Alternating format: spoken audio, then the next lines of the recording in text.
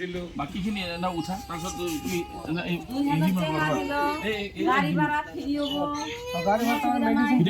তারপরে মেডিসিন খালি 2 বোতল আচ্ছা তোমাৰ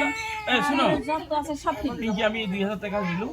দিদিয়ে দিব আৰু তোমাৰ স্বামী দেৱে দিব আৰু যে গ্রামের মানুষ কোনবা দিয়ে চাচা হতে হ্যাঁ ই কৰি আমি নিয়ে আনিব হ্যাঁ আমি গাড়িটা ফ্রি দিমু 2 বোতল ব্লাড লো ডক্টরে কি এডভাইস করে ওইটা শুনবা আৰু তোমাৰ বাচ্চাটা মানে কি হয় তোমাৰ বাচ্চাটা কষ্ট পাইব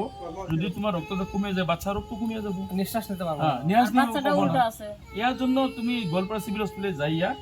ডাক্তারের কাছে যে পরামর্শ দিয়ে ডাক্তারে ওইটা করবো কিন্তু ব্লাড লাগবে আর কি তারপরে যখন লাগবে আয়রন সুপ্রস্ত আমি করে দিব আচ্ছা স্যার আমি লাখ ধরব কোন জায়গায় নয় আপনি এই যে আমি যে ফোনে কথা পাতিলাম